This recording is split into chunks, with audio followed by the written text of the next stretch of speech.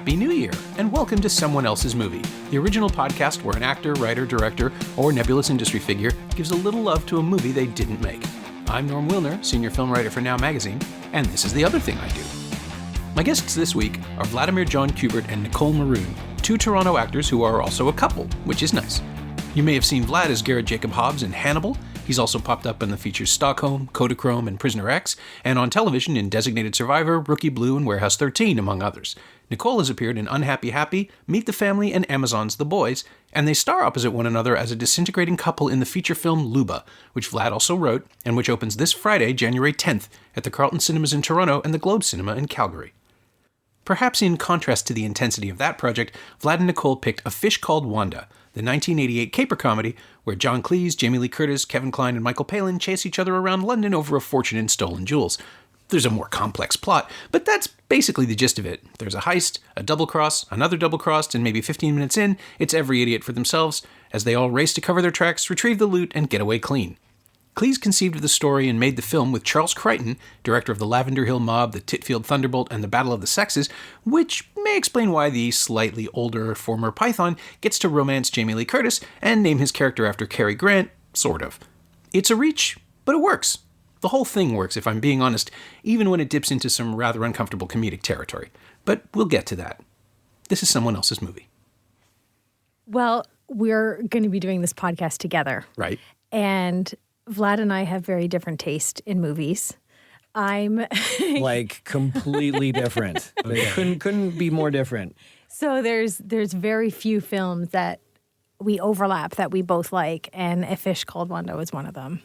Yeah, so it was an easy choice that we could both enthusiastically talk about, without one of us poo-pooing it. Yeah, when we first started dating, it was one of the first films that we watched together, and you had seen it. Yeah, my dad introduced me to it. But were reminded, I think, of a former love for the film that I think she hadn't completely remembered. Yeah. So when we saw it again, when we first started dating, it kind of became one of our films. Oh, yeah. That's nice. And my relationship with the film goes back to 89, when it was a big video hit, and my family, over the Christmas holidays, we rented it. And it's funny because I was thinking it really is, I think, a family film. At least it's a family film for my family. and you watched it with your father. Yeah, it was my dad who was like, "Now this is a movie." Yeah, and so I don't know. Both our experience tells us it's a family film, and it's such a funny family film. Like, it's full of sex and terrible human behavior, and nobody's nice to anybody else, and except the two of the criminals are the friends, George and Ken, are the only people that treat each other nicely at all. That's true. That is a soothing, empowering relationship. Yeah, and violence and like fully Looney Tune level destruction. Old ladies getting. You know what? Looney Tunes. That's a really good. You pointed it out. You said where he shoots the thing that falls on the dog. Crushing the dogs. The dog. What it was? It's like a construction cement block, I guess. Mm-hmm. Yeah. Anyway, and so Wile E. Coyote. Trying to kill. But the Looney Tunes, I'm saying that's why you say what a funny film for us to associate as being a family film. But I mean, Looney Tunes has all of those things, and that's family programming, right? Looney Tunes is the cartoon that the parents could watch with the kids and laugh as well. Like Sesame Street tried to do that a little bit. Yeah, it's accessible, but it's also smart and complex. And they would, and have little Easter eggs and stuff for the adult that's in the room with the child watching. And it's funny because I read a retrospective on the film that referred to Otto, Kevin Kline's character, as being Daffy Duck incarnate. Well, and now I'm thinking, is Jamie Lee Curtis Bugs Bunny? If you know how Bugs Bunny always dresses in seductive wear, and he's always seducing everybody. It's true. Yeah, and Bugs is always in on his own joke too. Yeah, which Jamie Lee Curtis definitely is. The entire film. She's she's the only one that knows what's going on. She could show up in her room chomping on a carrot. What's up? Oh yeah, yeah, sure. I would believe that. Yeah, I absolutely would. So wait a minute, I want to expand this. Where else do we go? Ken obviously, would Ken have is to Porky be Pig because of the Porky stutter. Pig. Yeah, which is now like highly questionable and ableist, but also like as watching that character piece. I understand why people are offended by it. I understand why people with stammers were upset at the time. They were? Yeah, there was Really? there was some pushback. I didn't know that. But the idea, like, that feels like such a now thing I for know. that. Well, it was there then. happen. There was Really? some protest. Yeah, just a little at the time because it was all buried. Are you talking by a about press. during the theatrical Yeah, release? in or- '88, there was at least one foundation that stood up and said, come on, guys, this is just mean. But he loses his stammer at the end of the film. Yeah, which is also probably part of the problem. And it wasn't right? anti-stammer. No, he's a The competent. film, well, the film I was going to was say he's a quite competent sympathetic character, but- towards him. And Well, but he's openly mocked and, by an Yeah. idiot. I think that's the thing, right? The film creates the frame where we are always on Ken's side to the point where we want him to kill the Yeah, woman so you would because think that- it you would hurts to think- watch him kill the dogs. But the depiction of stuttering and stammering was apparently unrealistic, which, again, everything in the film is unrealistic. Right. But I can kind of see where they're coming from. If you go into that film with a stammer yourself, you're going to feel mocked, at the very least. Sure. But I suppose if you're an idiot, you go in and you see Otto, and you're gonna. Well, no, if you're an idiot, you won't see it. But it's like that is a pretty, well, one of the withering great portrait of an idiot. one of the great things about the film is how apolitical it is. Like again, doing research for this, I was reading about how somebody talked about how the gay humor in the film. This person who was doing this retrospective was contemplating how he never felt upset at that time, Okay. nor presently, about what maybe on paper, I can't remember exactly what he said, but like there is something in there where you could be upset about it, but he never found a reason to be upset, despite that there does seem to be. Do you mean when Kevin Kline's character pretends to be gay to come on to Otto? Yeah, and they actually there's like a gay slur that's used at some point. Oh. Right, all Englishmen are, if something like that, if I remember correctly, something about the effeminate And nature. refers to, at least I'm not buggering people, Right. Ken says when yeah. talking about murdering the old lady. Right. I guess maybe Right. the protection is built in again, where if you have the worst people doing these things, Right. we can understand that the film doesn't hold those beliefs, right? Like Right. the idea that the movie knows these guys are the bigots. It's one more thing on the But- list why they're the worst. But you were saying the stammering society was Yeah. Well, I think that was more up in about the arms. depiction of the character, not just the fact that people called him out on it. And it's, again, I can understand how in 1986 or whenever they were writing it, Cleese and Crichton were drawn towards it because it was, like, it's a funny target, but it's still a target. You are kind of punching down. Well, when he talked about writing this, coming back to the apolitical point, I love that. Like the over analysis of every single move that every individual makes now at every given moment, where you can't just write a thing because you think it's funny anymore. Like you got to do some serious work ahead of time before you put this out into the public to make sure nobody's gonna, unless you're, maybe that's the point. But that movie was released at a time where you could just release a movie like that and a family can watch it. Coming back to the point about the family, it's family friendly. Yeah. Did you? Oh, I'm sorry. You're about to Well, I'd like to say that that's a point that Vlad and I disagree on. With the over, you have to be, so careful when you put, anything comedy out into the world. And it's something that came up in our marriage as I was going through some Second City training. And I think that there is, when you are creating fiction, the universe is available to you and there are so many things that can be funny and that you can invent that don't hurt anybody. Yeah, I get that. Yeah.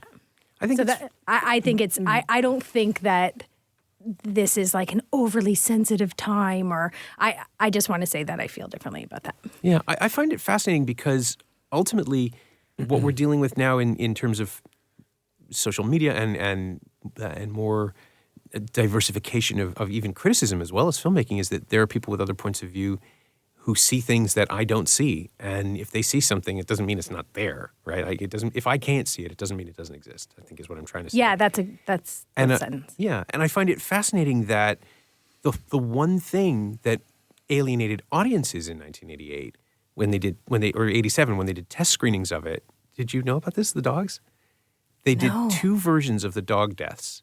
one with blood Yeah. and one without. Yeah, and they had to dial that them was their back, line. yeah, That was the yeah. thing they couldn't get away with. Audiences were fine with things. everything else, but They also wanted Wanda was still bad at the end. That's right, they In the needed her to original, be bad. Yeah. the original before they did the test screening. So they wanted her to be at the end of the film. Actually, wanted a love genuinely story. they Interested needed in her John to be- Cleese. Yeah, it needed it to be real, which is kind of hard to believe, but also kind of the way these movies have to end, right? Well, this brings us to We're already to at the this ending. moment in the film that is so. The acting is so good. The acting is so good. I hope we'll spend some time on that at a certain please. point. But there's this moment in this film where Jamie Lee Curtis's character Wanda, so now we can just call her Wanda, says, "Are you rich?" She asks John Cleese. There's this possibility of a real, genuine romance developing between them, and you can see something's happening for her separate from this, con. The Yeah. con. There's some genuine connection that she's feeling towards this man. It's the first anything genuine towards another man, anyways, that we've seen from Wanda in this film. Yeah, she's a purely transactional human, right? Purely. Until that point. And then she says to him, she asks him this question in this moment of I don't know. Archie, are you rich? But it's not, that was a little bit layered with like some other stuff, but it was really genuine. It was, she wanted Well, it. she wants it to be true, right? You And can then he feel says, that. no, I'm sorry. It's not that's my wife's money. That's Wendy's. And then Wendy's the rich one. And her is like, like a just not even a word. I don't think it was even a word. But like, man, what she packed into that.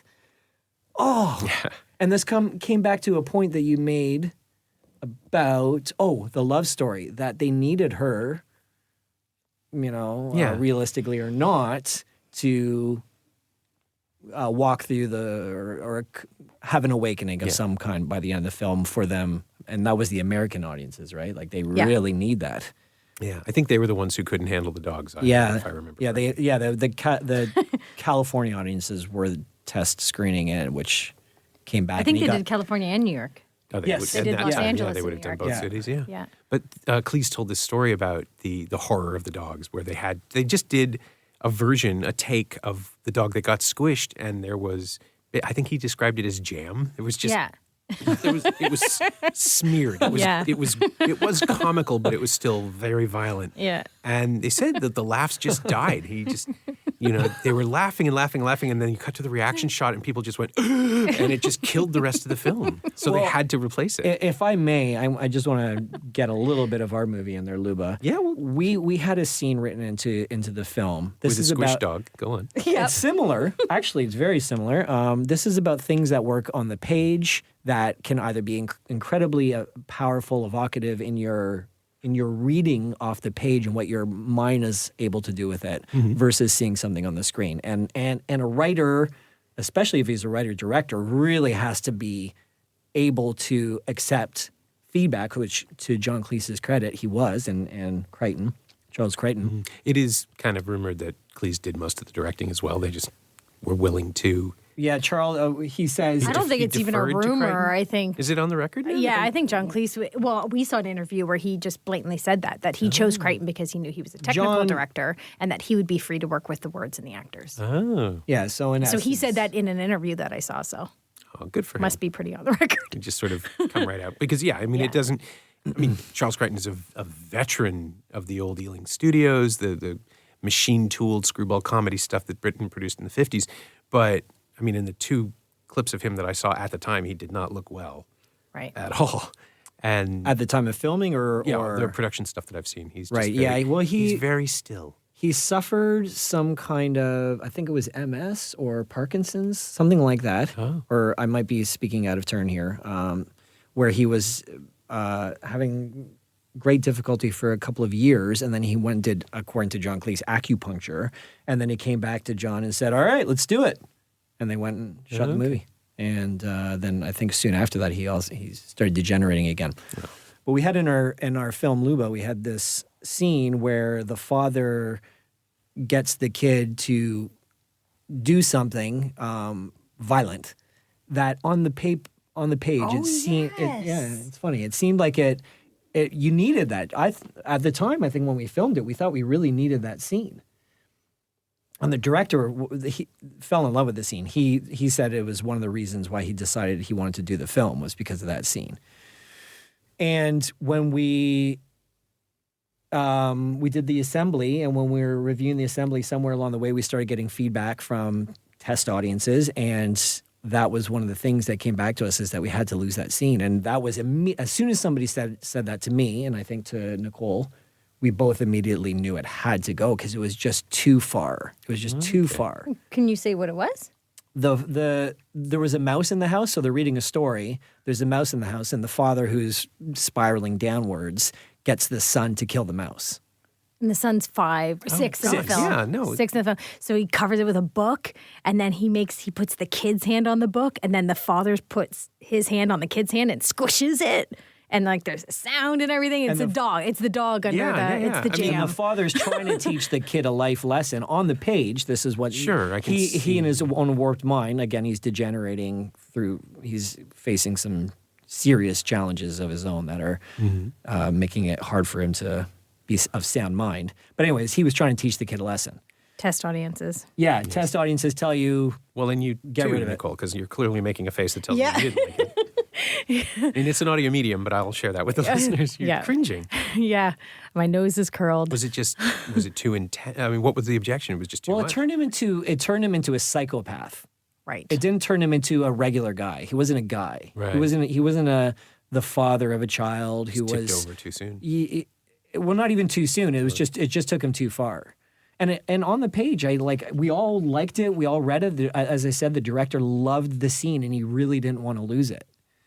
But you see something on the screen, especially if you're doing these testings with audiences, and as John Cleese said, they tell you what you need in your film or what you can't have in your film.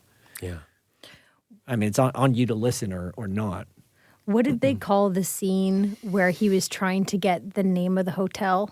The Cathcart Towers scene. The French fries in the nose. Yes. Chips in the nose scene, let's call it. Torturing fish. Anyone who is a fan of Monty Python or just sketch comedy in general has to go find the deleted scenes from John Cleese's character. The extended. Yeah, the extended. What John Cleese was able to edit out was an even longer scene of him trying to get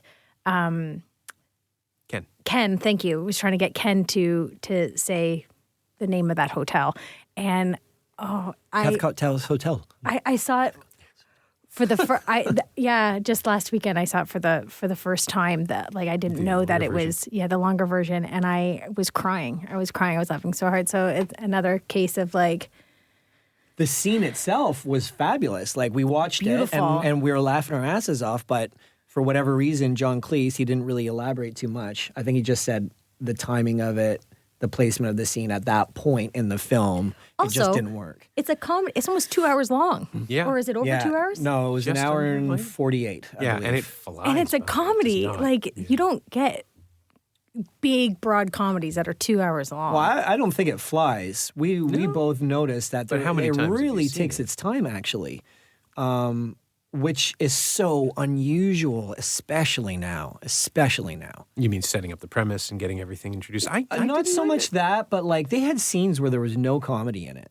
There was scenes where clearly we were wondering. There was where Kevin Kline and where Wanda comes to visit George. She's information gathering, or she hopes, Right. and Otto follows along. And there doesn't, on its face anyways, there doesn't appear to be any comedy in it. We were discussing afterwards, was this supposed to be a comic scene or not? And it's a long scene. It plays for quite some time. I think the tension of it isn't just wondering what's going to happen and how it's going to what it is everyone wants. Maybe, but regardless, It's you not don't laugh out loud especially funny. in nowadays straight out comedies. You don't see scenes like that anymore that are just purely plot. Expositional, yeah. Well, not even expositional. plot. You're right. Yeah, just plot points. It's plot based. It was about developing the story. It wasn't about hitting home runs of laughs. Yeah. And you just don't see that. And that's not the only scene. There's many, many scenes like that where they played out that opening, that terrible music over the credits. Like, and the fish, like you can tell the footage is being like played forward and backward. Like, why loop fish? Like they're already did they run out of the nature of an aquarium is that it is just a big loop to make the fish go forward and backward. Seems like you thought really like the pathetic. cameraman, they could have got somebody to go and shoot another extra couple of minutes if they needed it. I wonder maybe the opticals were expensive to put the credits on. You just use the same piece of footage. I have no idea, but it never even occurred to me. You're right. It is really obviously the same footage. Yeah. But they have the fish swimming forward and then rewinding and swimming forward again. Like you see the fish. You see that one fish with the long... It's like an eel looking one. Yeah, where it reverses the wrong way, yeah. I wonder if it's just maybe an attempt to be slightly unrealistic from the beginning and create a subconscious... See, now I have to figure this out. Well, yeah. I mean, I can't imagine. I know, the movie's talked about as being low budget. Yeah, but it was studio production. It was and so you have to think that everything's a choice, right? You can't think they got backed into that title sequence. Yeah. It has to be a choice, but maybe, why? there might have been some intention to it, but I'd love, somebody needs to, and I need to know the answer to this question. This has been a mystery to me for years that I hadn't really out loud articulated before, really, until this interview. I think I've thought about it quite. Yeah, maybe someone will reach out to you with the answer. But how Kevin Kline got involved is perplexing to me, and I did some research on it. We did some research on it, trying to find out more about how John Cleese, who really kept to England and very rarely went out of England to be involved or make projects, where that interaction between Kevin Kline came from and brought him in. I can tell you. Well, you might tell me Silverado, maybe. It has to be Silverado. It has to, but even still, I can tell you as they met for like a week. They were there for like a week together. Right. And then he hangs, like that whole film almost seemed to hang off that character. You remove Otto from that film, and while everybody's wonderful, you take Otto out of the picture. Kevin Kline's Otto out of the picture. You find someone who gives a more grounded performance, or maybe not as, or too big. Yeah, it's a really fine line to walk, what Kline is doing. It's so, the brilliance, I can't understand it. My mind as a creator, I don't understand it. I need to know more about that. I've been perplexed for years about how Kevin Kline ended up getting that role and how he was able to do now it's cartoonish in a lot of ways, but it's also incredibly nuanced and incredibly subtle. Again, he doesn't do these overtly comic things for 40-50% of the scenes. Yeah, but it's fun to watch him try to hold himself straight, right? It's trying to not be dumb and not be big. That's the character's doing it, not Kline. It's delightful just watching him stand still and pretend to be normal. But you don't see that. Really funny. You don't see that. And Kevin Kline even said it himself. He said, "I don't know who this guy is." And that's the other thing is I don't know who he is. Otto's so undefined. Pardon, that was my tummy. It wouldn't have registered. Go ahead. all the other characters are archetypes. Everybody else is an archetype in that film. Kevin Kline's character sort of, American buffoon maybe, but how does he dress? Yeah. He wears, what are those things called? Oh, the cravat. That has nothing to do with a iconic American hot dog eating, baseball loving buffoon. That's the furthest thing from that. I think it's his one concession to being in the EU, or in Europe, or in where he thinks he is. Yeah, he's being fancy. Yeah, but it's so. I beg to differ. But the character is so. You're right, though. The character is so weird and amorphous that it could be anything. You can justify any decision because. Yeah, he'd do that. Why wouldn't he? He would literally do anything. He will stick French fries up someone's nose. But you feel No, you're right. You feel like you know this guy, even while he's unknowable. You feel somewhere in your brain you've met a guy like him, an unknowable person who's just boggles your mind every time you hang out with him. Just you can't believe this dude, and Otto's that guy. Yeah, well, and I think that's Kline. Like, he's so likable that he can play this absolute monster, and you're still just kind of wondering what he's going to do next. Who had never been seen doing that before. That, again, this speaks to the giant question mark that's still there for me. He had never done anything like that, certainly on film. But Pirates of Penzance, right? Like, he'd done outside... On stage. So, no, there's a film. Or maybe it's a video, but there is a recording of it. I've seen it, of the 1983 production, and he's great. And you can look at that and sort of connect the dots. And I'm pretty sure Cleese would have done his research. But also, the thing about Silverado is it was a massive, massive production. It was supposed to be, Columbia Pictures' huge, big Western. It was the summer blockbuster that year. It would have been so big that they would have had a lot of time to just sit, I think, those actors, just sitting at a craft services table, having tea or coffee, probably tea for Cleese, and talking. And that's what makes me think that it was that. Because you're right, you could not cast Kevin Kline if you didn't have absolute faith in him being able to pull that off. And I think Kevin Kline just kind of goofing around at craft services, you could see it. And to give him the space to come up with that kind of complex of a comic character. Again, this is a comic film. Yeah. The amount of trust that is required, to me, that's a longer relationship. I would not be surprised if Cleese wrote it for him. Honestly, I mean, I think he would have to trust him and know him. Well, they started writing in '81, or at least brainstorming. Yeah, kicking around the idea. And then I guess we read '83 online, but in the video it says '81. So I mean that precedes the relationship starting. So, and I kind of wonder too, having Jamie Lee Curtis there after something like Trading Places, where she's not too far from Wanda in that role. She's not cold exactly, but she's calculating, and she's very, very smart and willing to use herself and her and other people's impressions of her in order to get what she wants. And there seems to be a good connection there where she's capable of handling farce plots and being the person with her hand on the wheel and steering things. But in this case, you have just that great complication of her actually being attracted to the mark, which is such a classic, caper thing. Yeah. But Jamie Lee Curtis, somehow you believe it's never happened to anyone before and that she's experiencing this for the first time. There's no hint of cliche. There's no hint of sort of a film noir reference. She's just playing it naturalistically to the point where she's almost annoyed with herself, which is my favorite thing about that performance, that she can't believe this is happening to her because everything was going so well. Yeah. And the whole third act is just this crankiness that creeps in. And Otto is frustrated. I mean, all the characters are frustrated. That's the engine that drives the thing. The classic comic thing. Everybody wants a thing. No one can get the thing. She talked about how she kept trying to bring more realism.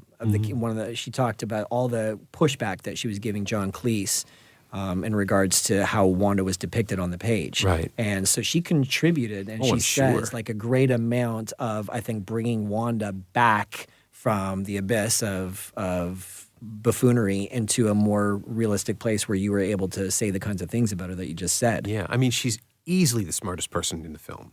And she still can't get anything done. I think she actually is Bugs Bunny now. I really think she might be. I mean... It's a really good analogy.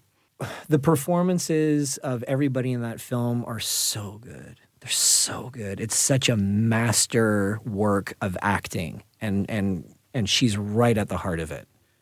Yeah, and I'm sorry, Nicole, you were about to say something. No, I wasn't. We rolled I know, but you haven't. I feel like you haven't talked in a little bit. I'll speak when I want to. But we're talking about the woman now, Jamie Lee. You gotta. So the woman has to talk about the woman. I don't know. It looked like you were inspired. You gotta. She's your girl, or she's a girl, anyways. But she's so good. She's so good. Yeah. She's so smart and sexy. And we talked about this, is the marriage of female sexuality and comedy, for whatever reason, that seems to be an oil and water thing for audiences anyways. Yes. A lot of the time. How so? If not all the time. I think that audiences don't want sexy women to be funny. Or they don't want... And Is it as an actor, too much of anything, like one or the other? Well, so I get breakdowns. an actor, and the audition, you get a kind of little blurb about what it is you're auditioning for. And whenever, because Second City's on my resume, I wasn't on the Second City main stage. I'm not saying that. Second City gets very uptight about that. I heard this. Yeah. But because I have Second City training on my resume, I get a lot of comic stuff. But then because of my headshot, I'm kind of like a very symmetrical face person, so I get kind of more leading lady stuff as well. Pretty. She means pretty.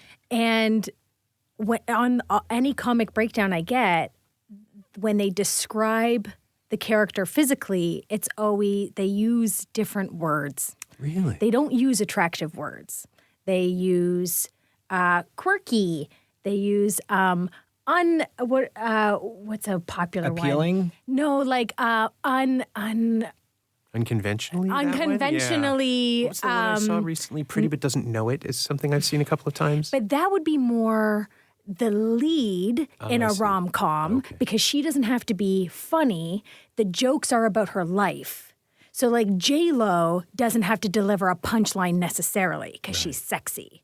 But her best friend is gonna and like... Everything's funny around her. Yes. But I feel like they don't... I feel like in a lot of like... big studio productions like Fish Called Wanda, the sexy and the funny isn't the same girl.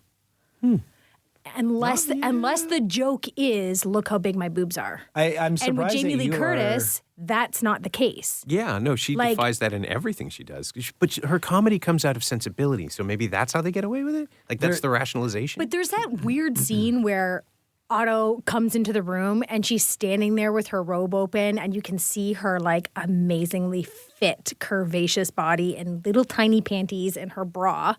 And she stands there and it's so obvious that the actor was just waiting to be told action with her robe open. And then she like quickly or doesn't so quickly close it and the scene just continues and he throws her on the bed by her face and it's immediately funny after seeing this gorgeous image that I think if it either were an American movie or if it was a movie made today. It would have got stuck there. She would have to be one or the other. Okay. She'd have to be that hot bod in a silk gown or, You got to know that, like, you go see comedy, like stand-up comics or a comic film, you got to know that there is a stereotype that women can't be funny, but particularly sexy women cannot be funny. And again, when I said this is an audience's oil and water thing, right. I don't think it's that they don't want it. You're saying they don't want it. It's the expectation of the audience and the demands is of the that they can't do it. Well, that a sexy woman cannot be funny. When I was going, I did my master's at USC. And so I'm in LA. I'm leaving my third year of school, about to enter the industry. And our faculty was nice enough to link us up with mentors, so working actors in the industry. Okay. And I don't know the actor's name, but she's the best friend in a lot of these rom-coms. Judy Greer? Yes. Huh. So she's linked up with a classmate of mine. She's wonderful. Please don't tell me anything terrible about Judy Greer. No. Okay, good. I'm not going to. No, she is wonderful. But she's the best. But she gets the role that I'm talking about, where you're the funny friend. Yeah, that's her typecast, right? 17, 18 times. Yeah. Exactly. So she gets hooked up with a classmate of mine who is very funny and very intelligent, but she's also tall, thin, blonde, and big-chested. Okay. And the advice Judy Greer had for her was dye your hair red, because. Oof. I think she thinks my classmate would have been too conventionally attractive to ever have a career in clowning. I grew up on screwball comedies in the 30s and 40s. I'm not that old, but that's what was on TV when I was a kid. His Girl Friday, Philadelphia Story. Even Double Indemnity is funny. These are all films with stunning women being funny and clever and in control. And yeah, what's wrong with people now? Like, when did that happen? Yeah. Well, I'd have to. Can you name a film in the modern era where a comic film where the comic lead was a sexy woman? Well, maybe what's happening is this. Every aspect of our world now, things are getting really, really specific. And what's the word?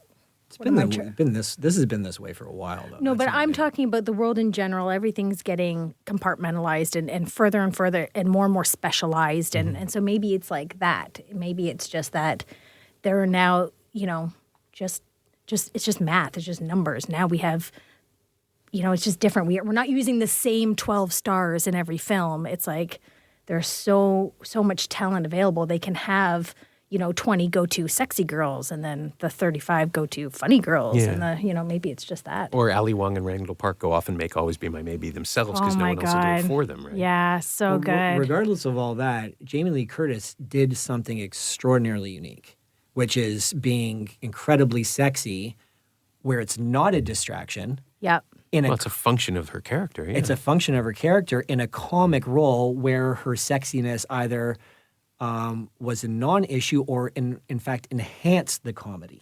And I think if someone might give an example of where sexiness was funny, but I don't think the actor, whatever example you come up with, I don't think the actor is just inherently sexy. Like Jamie Lee Curtis, like her body and her attitude, like that's sexy no matter what she does.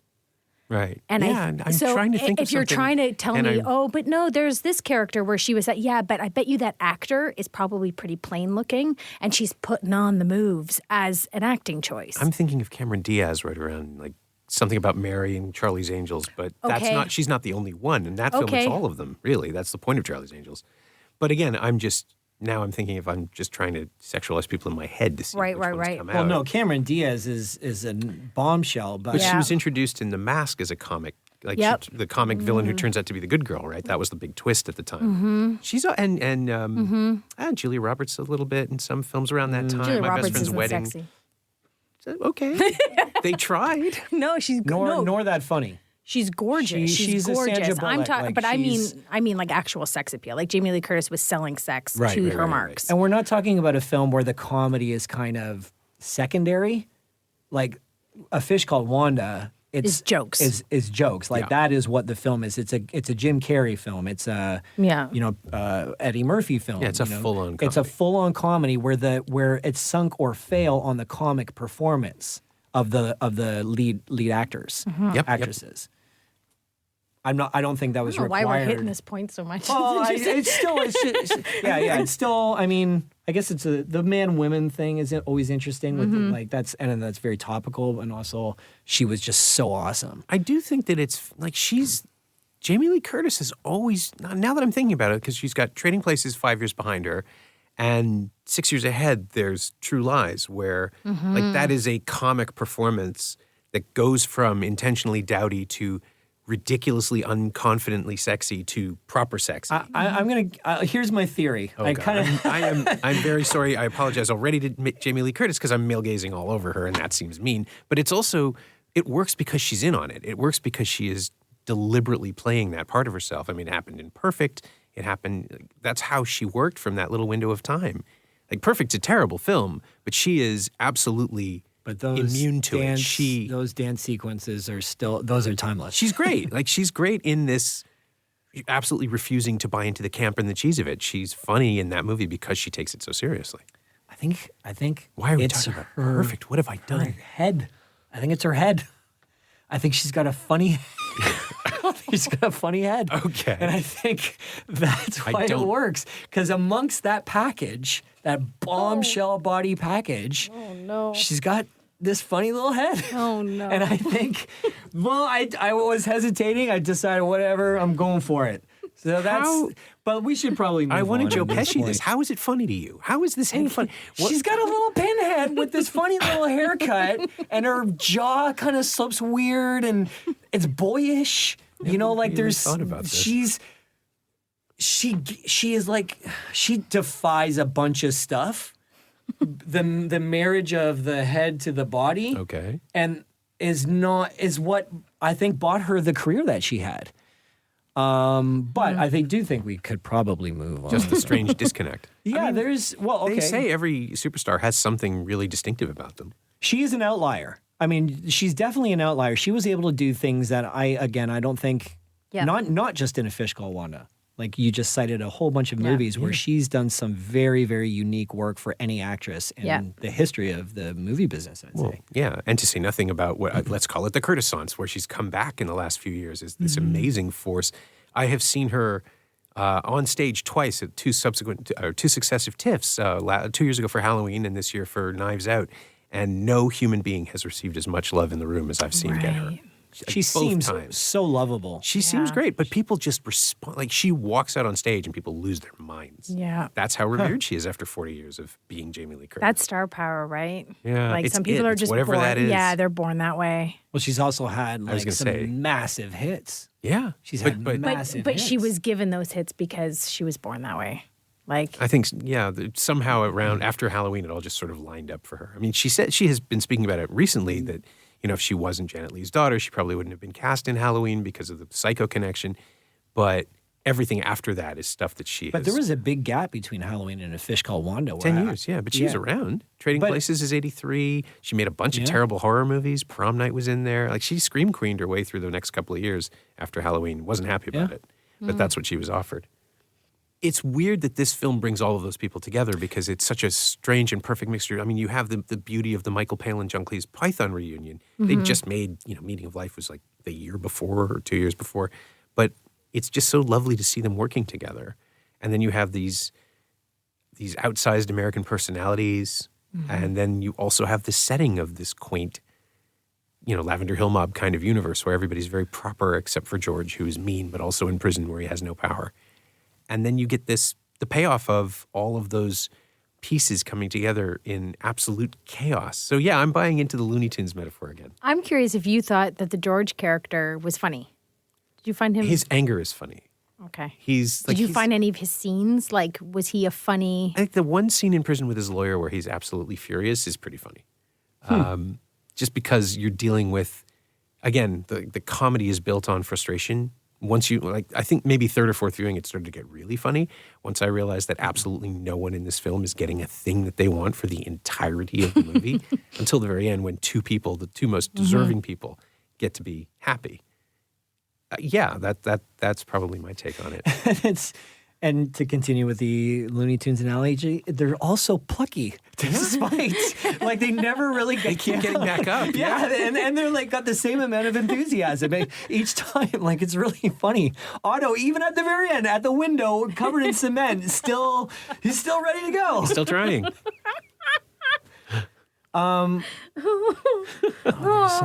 There's something you just said that I wanted to touch on. We quote Otto around our home all the time.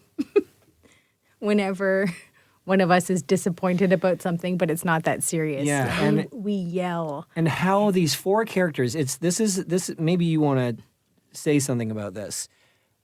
These people are antisocial, maybe sociopathic, bordering on psychotic personalities, all four of them, and you love them so much. Yeah. How? Why? Like, how can we, what is that you can sit there as an audience member and fall in love with these people that do nothing but try to cheat, steal, take advantage, because they lie. Because they fail. Part of it is that, yeah. I think it's because they know who they are. But we like them before we see them failing. Like, we like them all, I think almost all right away. They're charismatic monsters. Right? Like, it's fun to watch them. And somehow, on some level, it's just outsized enough that we know this can't possibly be real. So we can all be in on the joke. I think that's what it is. I think you're invited in right away to just how outsized and preposterous it all is. Nobody's normal, right? Like, even Wanda is a little crazy. So that wig she wears when she goes. They're the worst. That's what I mean. Like, for somebody who's trying to like be incognito, she like makes it. She actually draws your eyes. Yeah, because it's like what the hell is that hair? Yeah. She goes into the courtroom wearing the biggest wig and the biggest sunglasses, and it's like a judge's robe that she's wearing. Like it's this weird pink smock with this weird bow tie thing at the top. Like, none of it makes sense. Yeah. How can if you you're not trying be to on be her side? incognito? But how can you not root for her in that situation? Yeah, of course. I mean, it's like Otto, too. He can't walk into a room and be normal, but we keep hoping he can pull it off because then everybody gets to go outside without anything breaking or smashing.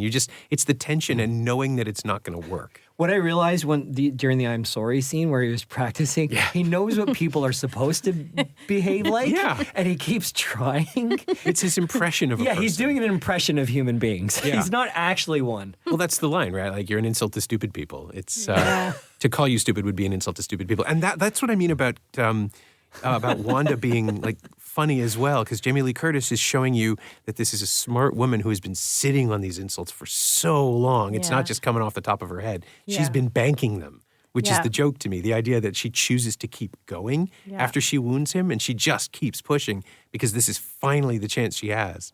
She says, I looked it up. Yeah. Yeah. That's right. The London Underground is not a political movement. These are all true. I looked them up. And that was 1988. You actually had to go to the library. Well, you were saying she and George had been at it for 2 years, right? They were in the courtroom. Yeah. Like, that's a long con. Yeah. If that's how long they've been dating, and the whole time it was part. In her witness testimony, she says that she's been his lover when the John Cleese asked, the sentencing thing. She said, we've been together for 2 years. And I was like, 2 years? Like. Well, maybe she just made that up. I know she made up a lot of things in her thing, but yeah. She probably thought that made the relationship seem more, I don't know, something for the courtroom. Yeah, make her seem valid. more vulnerable and more used to make him seem worse. It's possible. On the other hand, I can believe her sticking with someone for a couple of years because it was working. Like, whatever it was paying off. I mean, she's transactional, right? Like, that's who she is. Yeah. Yeah, and he had a nice apartment, and I'm and sure she was living rent-free and all that. Yeah. Yeah. Or it's just an awful caricature of a kept woman.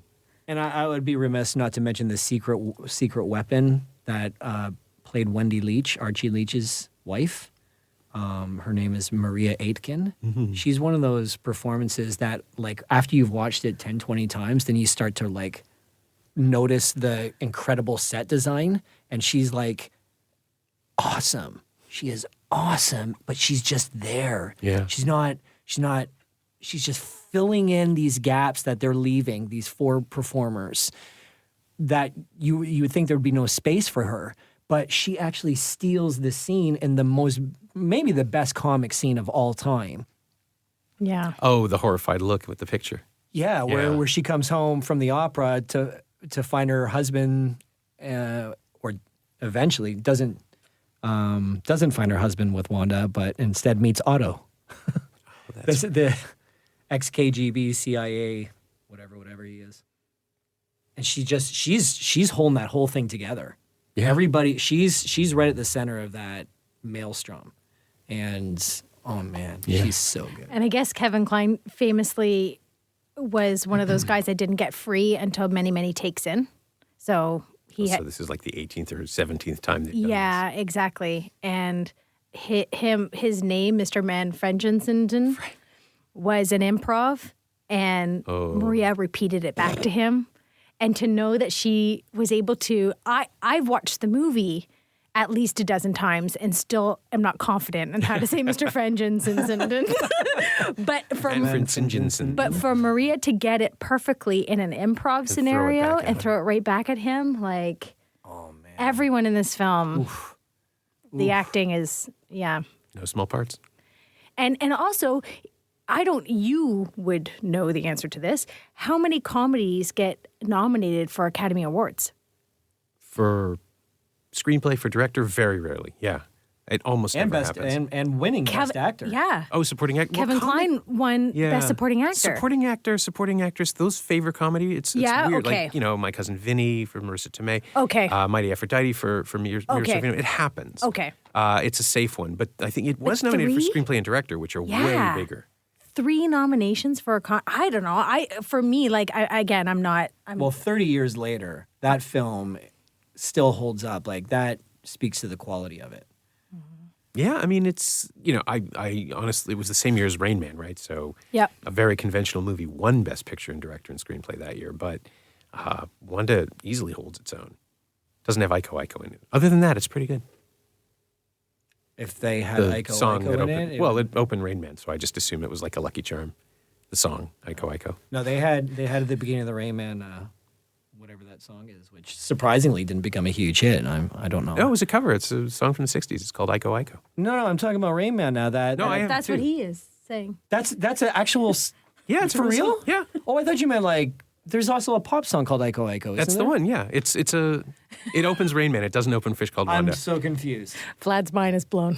You got to keep things simple for me, Norm. Like you really do. We've just been talking about one of the most complicated comedies ever written. You were doing fine. Yeah, but I was really like my fingernails are digging into the table here, trying to hang on.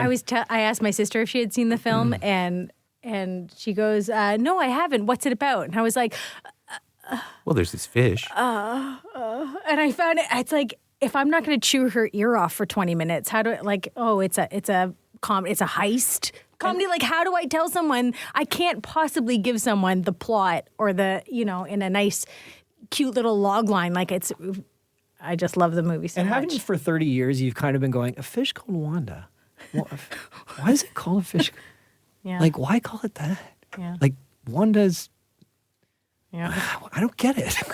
Like I was doing that for 30 years. It just pulls. It's the kind of things like, well, what does that mean? I have to go see the movie. Maybe. Right? Like it's just the hook. Oh, fish hook. I get it. That was comic silence there for Norm dropped the mic. Anyways, thanks, Dad. Sorry. Who's dad, Norm? No, my dad for making me watch the movie Oh, when I was in my 20s. And thanks, Mom and Stepdad. See, it brings people together. Yeah. Yeah. We still watch it. Oh, yeah, we still watch it every Christmas. It's still it's a yearly ritual. Our now 8-year-old was in the room with us when we were watching it when she was only 3, and we're like, oh, she won't know anything. She's 3, whatever. And she still likes to tell us. I remember watching A Fish Called Wanda, and She was 4. and it was inappropriate. And we're like, you don't remember? She goes, I do. I have images, she says. Well, because she's told people, and people said they let you, and she fell asleep to it 20 minutes in. Like, that was the reason why. But she likes to go around telling everyone that we're bad parents because we let her watch A Fish Called Wanda when she was 4. I shouldn't have said that on air. No. Now the police are going to do. What? No. It's a joke. It's a family movie. Looney Tunes. No, it was for the podcast. She was being funny. None of this is actionable. I'm sure you'll be fine. Well, I hope not. My thanks to Vladimir Jon Cubrt and Nicole Maroon, who you can see together in Luba when it opens theatrically in Toronto and Calgary this Friday, January 10th. And if you're not in either of those cities, it'll also be available for purchase on highballtv.com. Thanks also to Winnie Wong. She knows what she did. You can find Vlad on Twitter at Vladimir_Cubert, and Nicole is on at Nicole Maroon, all one word, though she's not terribly active on the site. And A Fish Called Wanda was released not too long ago in a lovely remastered Blu-ray edition from Arrow Video. It's also available on iTunes and Google Play, and streaming on Hoopla if you have a library card. As always, you can find me on Twitter at Norm Wilner and elsewhere on the internet at nowtoronto.com. You can also find this podcast on Twitter at Semcast, SEMcast, and on the web at someoneelsesmovie.com. Our shiny new theme song is by The Last Year. If you like it or you like the show, say so. Leave a review on Apple Podcasts or Google Podcasts or wherever you've been enjoying us. Every little bit helps, it truly does. And check out the other shows on the Frequency Podcast Network. They're pretty good, and I understand there's some interesting stuff coming up in 2020. Thanks for your support, and thanks for listening. See you next week.